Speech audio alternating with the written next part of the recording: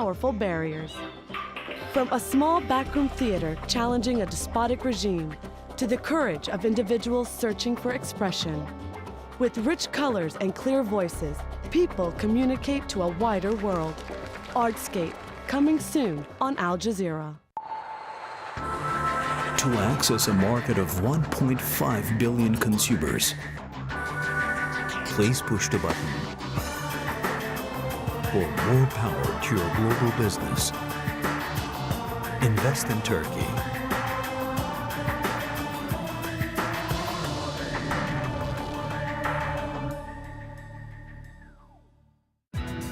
From local traders to international finance, it's commerce that makes the world go round. For global companies and developing markets, communication is the currency, and information is the most valuable commodity. Counting the cost at this time on Al Jazeera. An uprising on the streets, showing no sign of relenting. Protesters united in their defiance of the regime. As demonstrations continued for a third week, President Mubarak remained unmoved. But how much longer could he ignore the demands of his people and hold on to power? In a day-by-day account, we look at the events that changed Egypt, from those that witnessed them firsthand. Fall of Mubarak, at this time on Al Jazeera.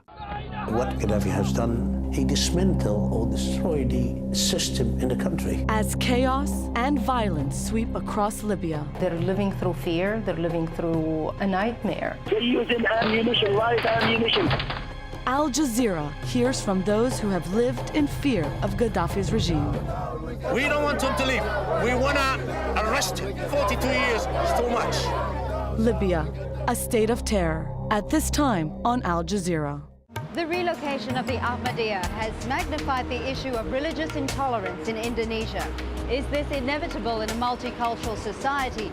And is the government turning a blind eye? 101 East at this time on Al Jazeera. All sides, all views, all ways. Al Jazeera. As protests, violence, and the call for political reform spreads across the Arab world, Al Jazeera's in-depth coverage of events on the ground brings you the news as it breaks. Ongoing coverage of the Libya uprising on Al Jazeera. If you're a Nokia user, you can download Al Jazeera's news widget from Nokia's Ovi store. The news widget, available on compatible Nokia devices, gives users quick and easy access to real-time news updates from Al Jazeera English. See the world in real time. Al Jazeera Mobile. Personal blogs by professional journalists. blogs.aljazeera.net.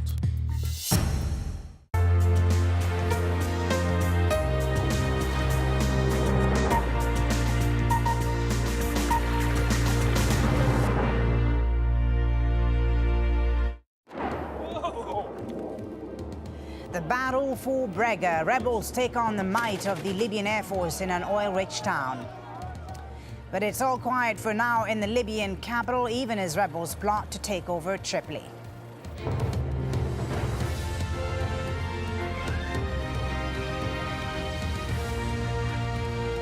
Hello, I'm Fuli Batibo in Doha. This is Al Jazeera. The Arab League says it could impose a no-fly zone in Libya, but the U.S. remains cautious.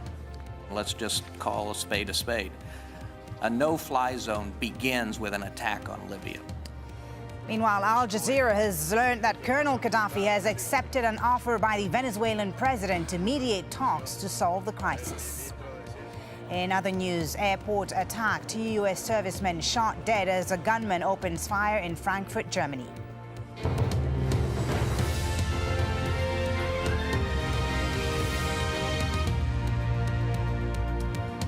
It's just gone 10 a.m. in Libya, where the uprising against Muammar Gaddafi continues. Al Jazeera has learned the embattled Libyan leader has accepted an offer from the Venezuelan president to mediate talks. But both sides seem unwilling to concede any territory. On Wednesday, Gaddafi gave another lengthy speech in which he again reminded the world he would not be stepping down. The protesters are equally defiant and have been battling pro-government forces in various towns. One of them is Brega, a key oil export terminal in the east. Opposition groups say they've managed to repel pro-Gaddafi forces trying to retake the town. It's been under rebel control now for a week. Now, protesters are vowing to take their fight to the capital. Tripoli is a stronghold of Gaddafi. Our correspondent Anita McNaught took a government-run tour of the capital to get its perspective of the uprising.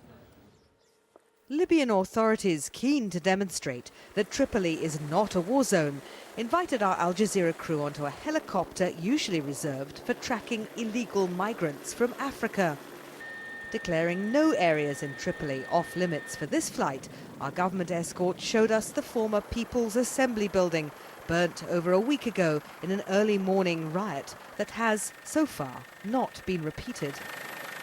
Across the city on the day we flew, no street battles, no riot police, and in Libya's equivalent of Tahrir Square, Green Square, just a small government-sponsored gathering provides free entertainment around the clock.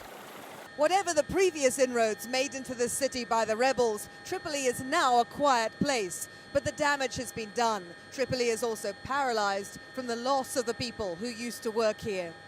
The port is at a standstill. Workers, skilled and unskilled, have fled. And nearby, crowds are still gathering on the docks to board a boat to take them away. At street level in the district of Tajura, this mobile phone company office is still smouldering after it was torched during the anti-Gaddafi protests. Along the entire street, anti-Gaddafi slogans have been painted over, but the shops remain shut.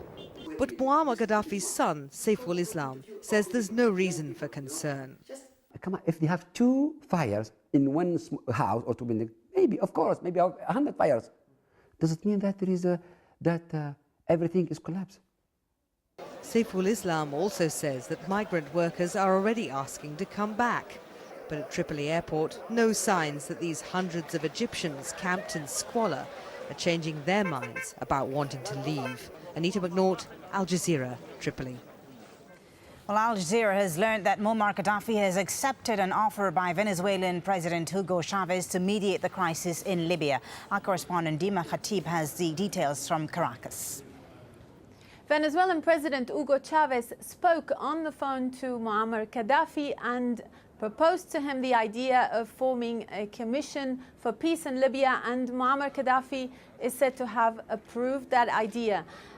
From then on, the Venezuelan foreign minister contacted Amr Moussa, the Secretary General of the Arab League, and I am told by a government source in Venezuela that Amr Moussa also approved the mediation idea. So Venezuela is trying to basically form this commission. It's in touch with several Arab countries and Latin American countries, as well as countries in other places as well, and organizations such as UNASUR, which is the Union of South American Nations, and ALBA.